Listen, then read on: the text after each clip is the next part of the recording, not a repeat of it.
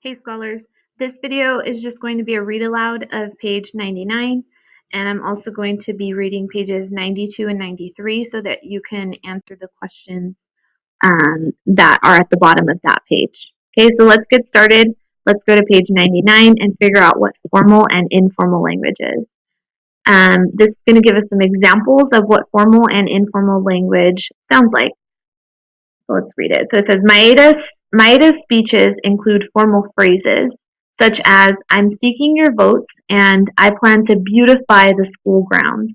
So let's break this down a little bit. This is a phrase, and she has some really great vocabulary words here that she's using to explain what she's going to do. In contrast, so there's a difference here. Rudy uses informal slang words such as dude and homeboys. So let's break this down. He's using slang words that you would maybe use out at recess when you're talking to your friends. So that's very different. Formal phrases and informal slang words are different. You would use them at different times too. Okay. So let's finish off this page. It says, what differences between Maeda and Rudy are revealed through their dialogue? And what does their use of some Spanish terms tell you about both characters? So the one thing we want you to focus on is how do they speak differently when they're giving their speeches. It tells us here Maeda's speech is formal, and it also tells us that Rudy's speech is informal. So this is going to be a really great thing to remember when you're answering the questions. Let me go back to the Google Classroom so that we know what pages we're going to read next. We're going to read pages 92 through 93 to answer the following questions. All right, so let me make sure that I get to page 92 and 93. Down here, you're going to notice, guys, our questions are, does Maeda speak formally or informally in her speech?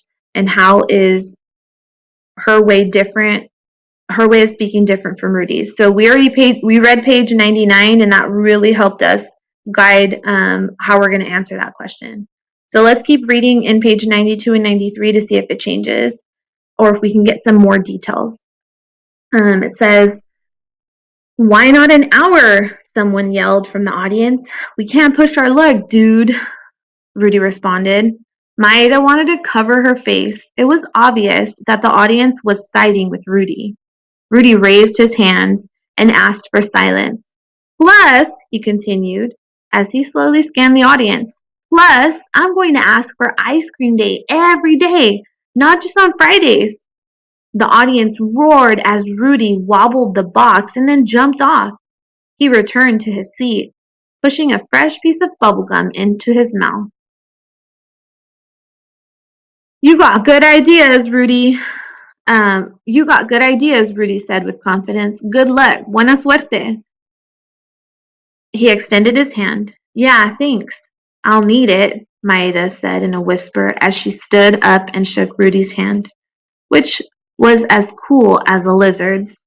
Good luck to you too, Rudy. After the debate, the students returned to their classrooms. Maeda tried to put on a good face. Most of the girls knew that Rudy was a joker. They knew he could never get the extra 5 minutes or recess or ice cream day 5 days a week, but the boys might believe him. Maeda needed a new strategy. Okay, so this page gives us a couple more times that Rudy is using this informal language. He calls them dudes. We can also see that he's kind of saying like, I'm going to get you ice cream every day, not just Fridays. So his plan is very different from Maeda's as well. And then here he says, you got good ideas, and he tells her good luck, buena suerte. He tells her in English and in Spanish. So how is Maeda's way of speaking different from Rudy's way of speaking? Who is using the formal language and who is using the informal language, so that you guys can answer those questions, okay? Good luck.